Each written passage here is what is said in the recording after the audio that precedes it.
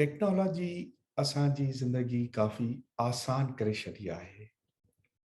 टेक्नोलॉजीअ न सिर्फ़ असांखे पूरी दुनिया सां ॻंढे छॾियो आहे, पर असां टेक्नोलॉजीअ जे ज़रिए ईंदड़ वक़्त जे बारे में बि काफ़ी मालूमात हासिल करे सघूं था।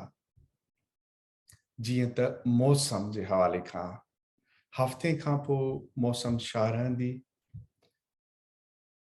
छा हफ़्ते खां पोइ बारिश पवणी आहे, या मौसम गरम रहंदी, या बर्फ़बारी थींदी।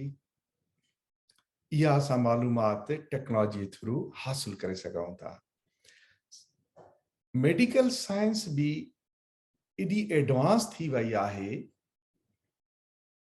जंहिंजे ज़रिए असां काफ़ी ईंदड़ बीमारियुनि जे बारे में पहिरियों ई मालूमात रखी सघूं था त हे मूंखे मुस्तक़बिल में बीमारियूं थियण वारियूं आहिनि। ऐं सुठी ॻाल्हि इहा आहे त जेकॾहिं असांखे ॼाण आहे त हीअ बीमारी थियण वारी आहे, उनखे असां रोके सघूं था। ॿ बीमारियूं जेके अॼुकल्ह तेज़ी सां पूरी दुनिया में वधी रहियूं आहिनि, उन्हनि में डायबिटीज़ ऐं दिलि जूं बीमारियूं सरे फ़हरिस्त आहिनि। ज़ियाबितस, मिठा पेशाब, शुगर जी बीमारी तमामु तेज़ी सां वधी रही आहे। उन जे बारे में अॼु मां तव्हां सां मालूमात शेयर कंदुमि त कहिड़ियूं टेस्टियूं आहिनि जेके असांखे एडवांस में ॿुधाइनि थियूं त शुगर थियण वारी आहे, ऐं असां उन्हनि खे रोके बि सघूं था। ऐं इन स्टेज में असां शुगर खे, डायबिटीज़ खे रिवर्स बि करे सघूं था। माना जेकॾहिं शुगर लेवल वधी वई आहे त असां उनखे रिवर्स करे, नॉर्मल करे, पंहिंजी पूरी लाइफ बिना कंहिं दवाउनि जे, बिना कंहिं डिज़ीज़ जे ऐं डायबिटीज़ कॉम्प्लिकेशन जे खां अलावा गुज़ारे सघूं था। डायबिटीज़ हुजे या दिलि जूं बीमारियूं, इन्हनि खे साल लॻी था वञनि डेवलप थियण में। हफ़्तो या महीनो या चंद महीननि में तेज़ी सां नथी वधी वञे, स्लोली वधंदी रहे थी। पर जेकॾहिं असांखे मालूमात आहे त असां उनखे रोके बि सघूं था ऐं उनखे कंट्रोल करे रिवर्स करे सघूं था। प्री डायबिटीज़ डायबिटीज़ जी अर्ली स्टेज आहे। ईअं खणी चइजे त डायबिटीज़ जो नंढो भाउ आहे। शुगर लेवल जॾहिं वधणु शुरू थिए थी, नॉर्मली शुगर लेवल ब्लड में शुगर हूंदी आहे, पर उन जी लेवल 70 खां 100 मिलीग्राम नॉर्मल आहे। जेकॾहिं मिलीमोल में ॾिठी वञे त 3.8 खां 5.5 मिलीमोल बराबरि आहे 70 खां 100 मिलीग्राम जे। सो जेकॾहिं मिलीग्राम में असां ॾिसंदासीं 70 खां 100 मिलीग्राम, ऐं मिलीमोल में 3.8 खां 5.5 मिलीमोल नॉर्मल शुगर आहे।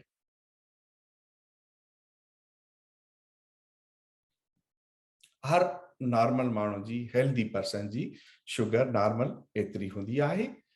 जॾहिं शुगर इन खां वधे थी त उन कंडीशन खे प्री डायबिटीज़ चइबो आहे। प्री डायबिटीज़ उहा कंडीशन आहे जंहिंमें डायबिटीज़ अञा स्टार्ट न थी आहे। WHO मुताबिक़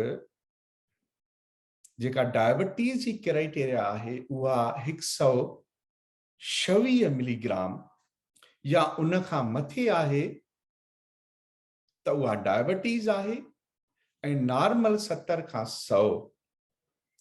इन जे विच में 100 खां 125 मिलीग्राम जेकॾहिं शुगर रहे थी त उहा प्री डायबिटीज़ चवराए थी।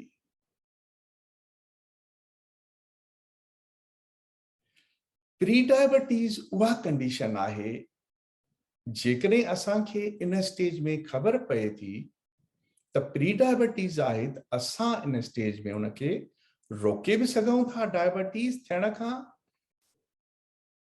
न सिर्फ रोके सघूं था पर असां उनखे रिवर्स भी करे सघूं था।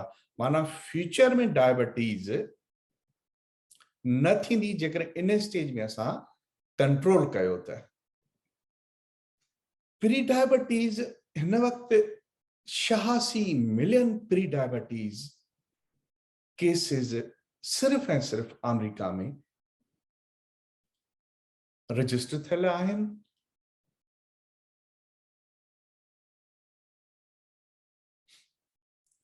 टिनि मां हिकु माण्हुनि खे प्री डायबिटीज़ आहे ऐं 10 मां 9 माण्हुनि खे सिम्टम कोन्हनि के।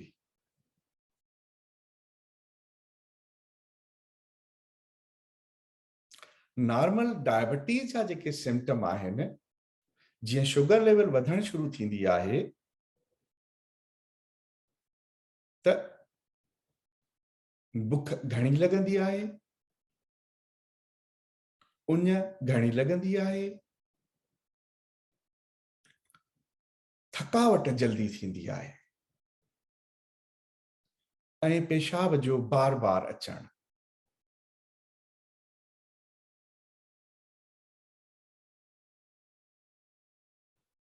ये अलामतूं आहिनि डायबिटीज़ जूं। बुख जो घणो लॻण, उञ जो घणो लॻण, थकावट, थोरे कम ते थकावट थी वञण, वज़न जो वधी वञण। और ये ज़रूरी न आहे त प्री डायबिटीज़ में ये निशानियूं हुजनि। प्री डायबिटीज़ उहा कंडीशन आहे जंहिंमें निशानियूं थी भी सघनि थियूं, न भी थी सघनि थियूं। असांखे कीअं ख़बर पए त प्री डायबिटीज़ आहे या कंहिंखे वधीक रिस्क आहे डायबिटीज़ जी? 3 कॉमन रिस्क फैक्टर आहिनि डायबिटीज़ जा। हिकु त उमिरि, जेकॾहिं उमिरि 45 साल ऐं उन्हनि खां वधे थी त डायबिटीज़ जी शुगर जी रिस्क वधे थी। ॿियो फैमिली हिस्ट्री, जेकॾहिं फैमिली में पेरेंट्स के फादर मदर ब्रदर सिस्टर के डायबिटीज़ आहे त रिस्क वधे थी। ऐं टियों आहे वेट, जॾहिं वेट वधे थो त डायबिटीज़ जी रिस्क वधे थी।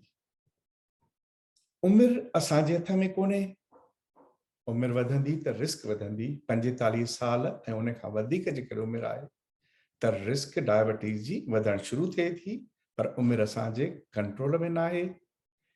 फैमिली उहा भी असांजे कंट्रोल में न आहे। जेकॾहिं फैमिली में कंहिंखे आहे त रिस्क आहे, पर वेट कंट्रोल में आहे। वेट असांजे हथ में आहे। जेकॾहिं असां वेट खे कंट्रोल कयो या वेट खे घटायो, पंहिंजो वज़न असां कंट्रोल कयूं था, वज़न खे वधण नथा ॾियूं, वज़न खे घटायूं था, त रिस्क असांजी डायबिटीज़ जी घटिजी थी वञे। न सिर्फ रिस्क घटिजी थी वञे पर डायबिटीज़ के शुगर लेवल के असां रिवर्स भी करे सघूं था इन स्टेज में, जॾहिं तव्हां प्री डायबिटीज़ स्टेज में आयो।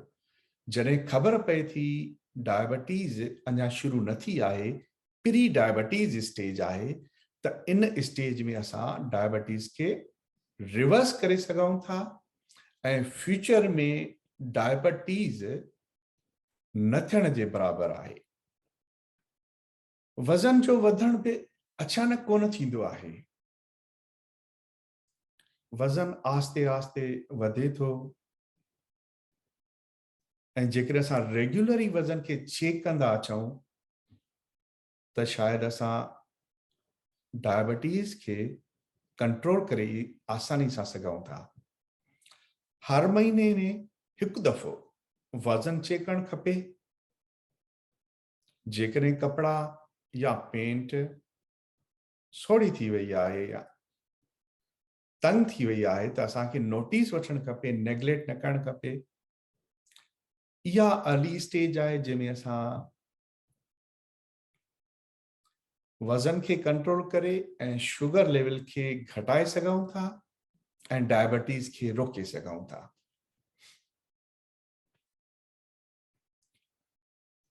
जेकॾहिं असां प्री डायबिटीज़ स्टेज में कंट्रोल वज़न खे न कयो त असांखे कहिड़ो ख़तरो थी सघे थो।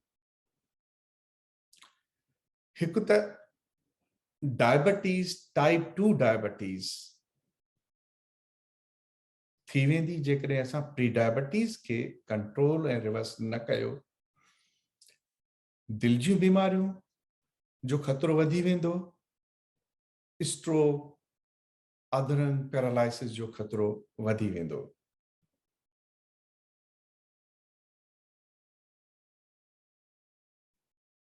सो प्री डायबिटीज़ खे कंट्रोल करणु तमामु अहम आहे, न त टाइप 2 डायबिटीज़, स्ट्रोक ऐं हार्ट डिजीज़ जो ख़तरो फ्यूचर में वधी थो वञे। प्री डायबिटीज़ खे असां कीअं चेक कयूं ऐं कॾहिं चेक करणु खपे?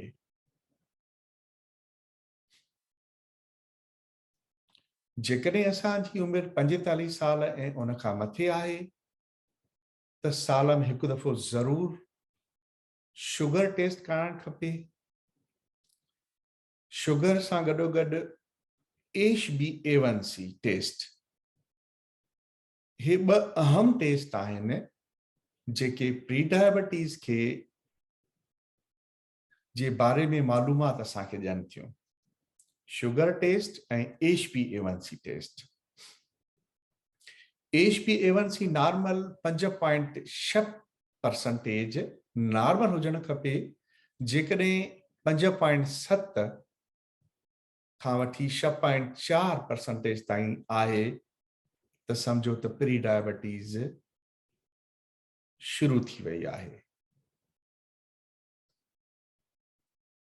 सो ही ॿ टेस्टियूं आहिनि, ब्लड शुगर ऐं HbA1c, जेके असांखे डायबिटीज़ जे फ्यूचर जे बारे में ॿुधाइनि थियूं। असांखे एन्युअली सिर्फ़ साल में हिकु दफ़ो इहे ॿ टेस्टियूं कराईंदा अचूं। जेकॾहिं असांजी उमिरि 45 साल ऐं उन खां वधीक आहे या असांजी फैमिली में कंहिंखे डायबिटीज़ आहे, फादर खे, मदर खे, ब्रदर खे या सिस्टर खे। ऐं टियों, जेकॾहिं असांजो वज़न पहिरें खां वधी वियो आहे त इहे 3 मेन फैक्टर आहिनि जंहिंमें डायबिटीज़ जी रिस्क वधे थी। असांखे इन एज ग्रुप में साल में हिकु दफ़ो ब्लड शुगर ऐं HbA1c टेस्ट ज़रूर कराइणु खपे ऐं इन टेस्ट जे ज़रिए असां ईंदड़ डायबिटीज़ जे हवाले खां मालूम करे सघूं था त छा डायबिटीज़ थियण वारी आहे। ऐं हीअ उहा स्टेज आहे जंहिंखे असां न सिर्फ़ रोके सघूं था डायबिटीज़ खे, पर असां रिवर्स करे सघूं था। सिर्फ़ ऐं सिर्फ़ 5 खां 7% जेकॾहिं असां वेट पंहिंजो वज़न घटायो त मैजिकली रिज़ल्ट्स मिलनि थियूं।